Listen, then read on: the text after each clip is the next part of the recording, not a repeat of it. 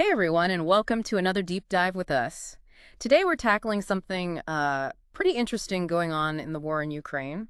We're going to be looking at how Russia's using cyber attacks, Oh, yeah. but not in the way you might think. Hmm. Not just going after, military targets or anything like that. Right. They're hitting like power grids, Yeah. everyday services. The stuff that regular people just need to live their lives. Exactly. And experts call this a countervalue approach, meaning it's all about shaking the confidence of a whole country, not just, taking out their army or. Yeah, just straight up military targets. Yeah. Yeah, exactly. It's hitting them where it hurts. Exactly. So that's what makes this so interesting. Yeah. We're diving into this report from the Carnegie Endowment for International Peace. Okay. It's written by Gavin Wild, and it's titled Russia's Countervalue Cyber Approach, Utility or Futility.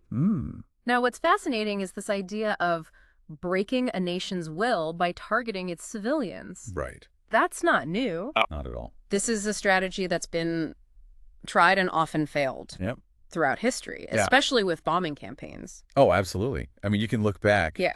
It seems like it's kind of ripped from the pages of history. Exactly. Like they're taking that old shock and awe playbook, but instead... Out of the sky. Yeah. Yeah. Applying it to the digital world.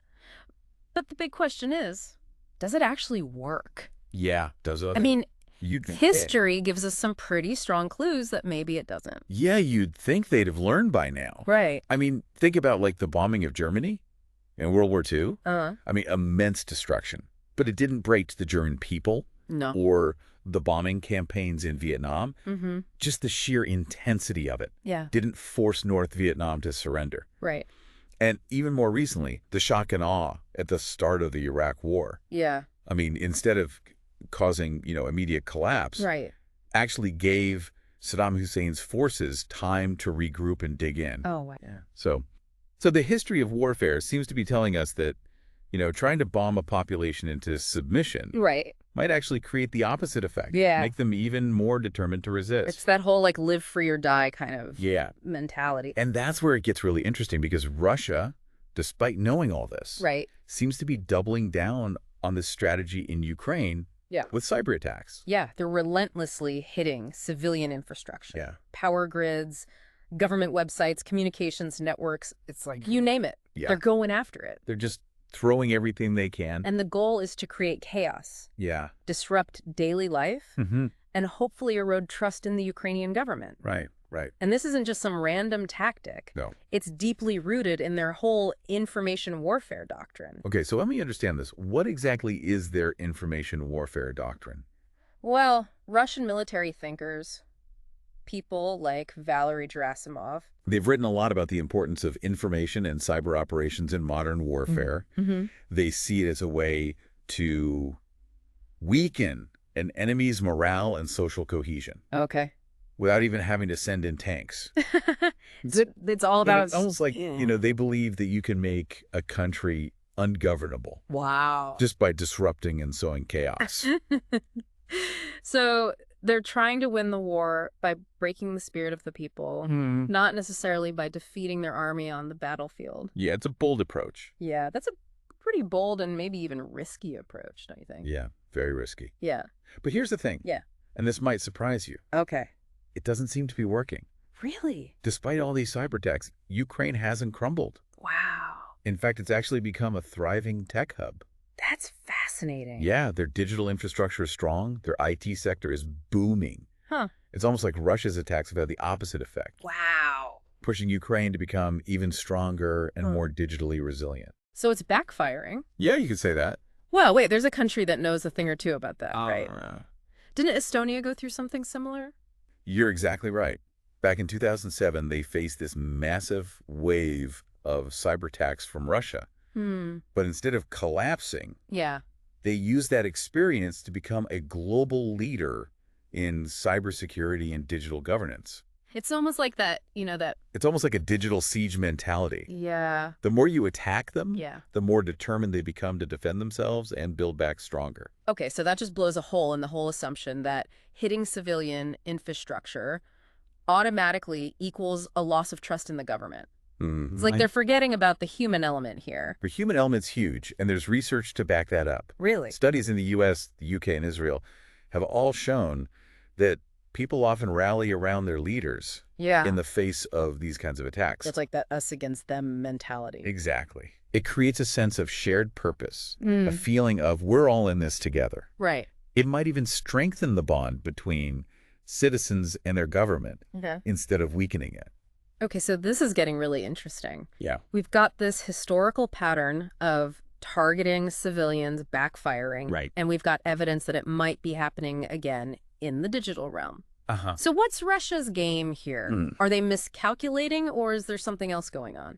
I think that's a great question. And that's what we need to dig into a little bit deeper, I think. Yeah. And look at some specific examples of their cyber attacks, their motives, and maybe even some of their missteps. Okay, this is where I think we need to take a deeper dive into all this. Absolutely. Yeah. Let's get into it. You hit on a really key point there, like why keep doing something that doesn't seem to be working? One possibility is that for Russia, these cyber attacks might be a way of kind of poking the bear, so to speak, without actually provoking a full-blown war. I see what you mean. So it's like a constant low-level pressure tactic. Exactly. Keeping Ukraine off balance, but not actually achieving any major strategic goals or anything. Right. More about creating a nuisance than delivering like a knockout blow. Yeah, yeah. And for a country like Russia, which is facing increasing isolation and, sanctions on the world stage, right, these cyber attacks might be a way to show that they still have some teeth. Yeah. That they can still project power and influence, even if it's just in the digital realm. So you're saying it's more about optics and symbolism than actual effectiveness? Yeah. That they're trying to send a message, even if that message isn't really having the intended impact? Yeah, and it raises the question, what if instead of these widespread attacks that are, more disruptive than destructive, what if they focused on developing more sophisticated cyber capabilities? Right. That could really cripple critical infrastructure. Now you're talking about a whole different level of cyber warfare. Taking out air defense systems, disrupting command and control networks. Right. Maybe even disabling weapons systems. That would be a game changer. Yeah, that would be a whole different ballgame. And that kind of capability would have a far greater impact on the battlefield.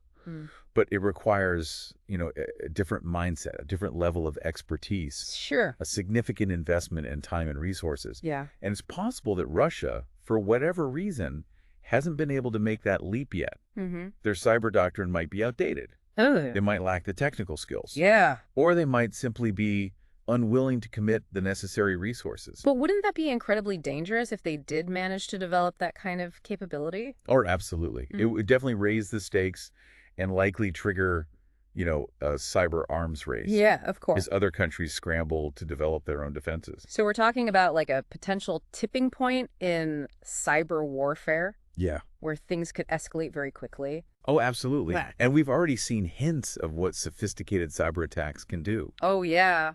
I mean, think about the Stuxnet worm that targeted Iran's nuclear program, or the NotPetya malware that wreaked havoc on businesses worldwide. Right. Those were pretty major wake-up calls. Huge. So this isn't just about Ukraine. Yeah. This has implications for global security as a whole.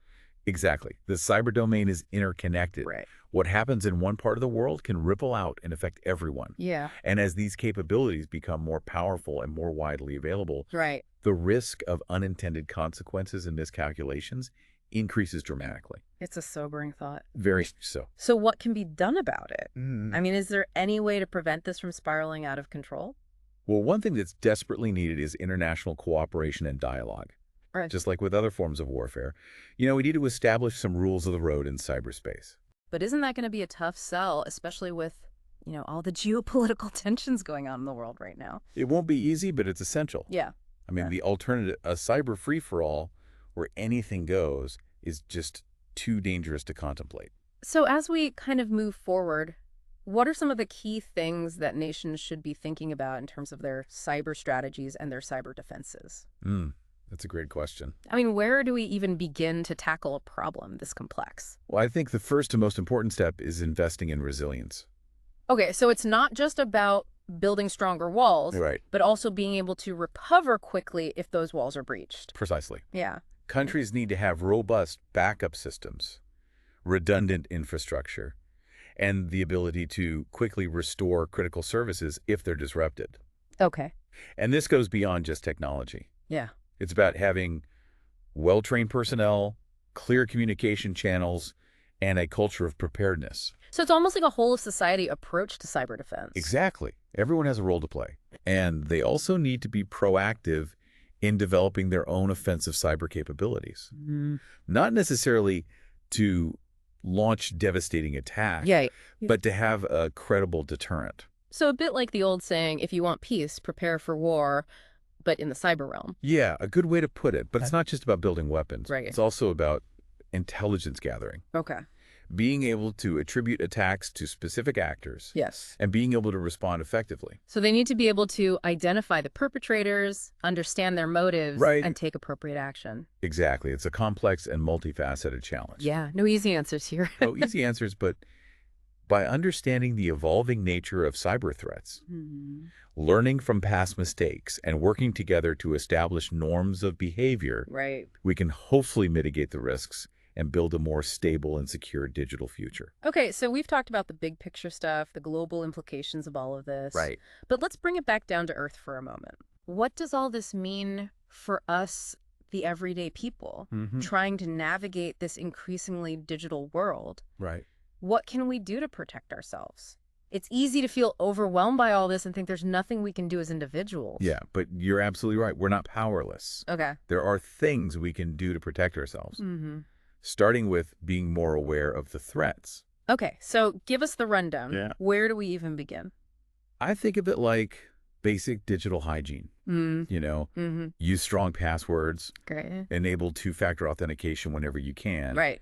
And watch out for phishing scams. Yeah. These are like simple steps, but they can make a big difference in keeping you safe online. It's kind of like locking your doors and windows. Exactly. It doesn't guarantee that someone won't break in. Right. But it makes it a lot harder. It makes it a lot harder. And just like you have fire drills and emergency plans for physical threats, you should start thinking about what you would do if you experienced a cyber incident. What if your bank account got hacked or your personal data was compromised? Yeah, that's scary stuff. It is. But having a plan in place can help you stay calm and act quickly.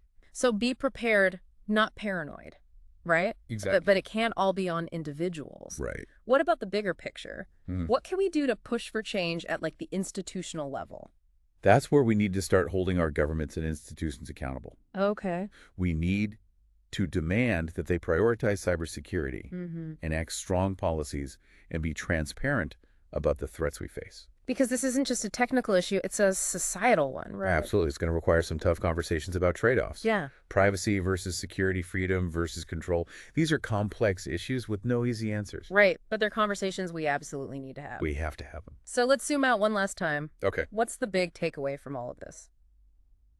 I think what we've learned is that Russia's cyber strategy might be more about optics than effectiveness. Okay. They're trying to project power and disrupt. But they haven't really achieved their goal of breaking Ukraine's will. And maybe the most important lesson here is that the key to countering these attacks lies in building resilience. Yes. Both individually and as a society. Well said. We need to be vigilant, but not fearful. Proactive, but not alarmist. Right. And most importantly, we need to keep these conversations going and work together to build a more secure and resilient digital future. That's a great note to end on. Yeah. So as you go about your day, we'll leave you with this thought. Okay. If the future of cyber conflict is less about big, flashy attacks, and more about this constant low-grade struggle for control and influence, how will that reshape our world? How will it change our lives, our societies, our relationship with technology? Big questions. Big questions, yeah. Food for thought as we all navigate this ever-evolving digital landscape. Definitely. Thanks for joining us on this deep dive. Appreciate it. Until next time, stay curious.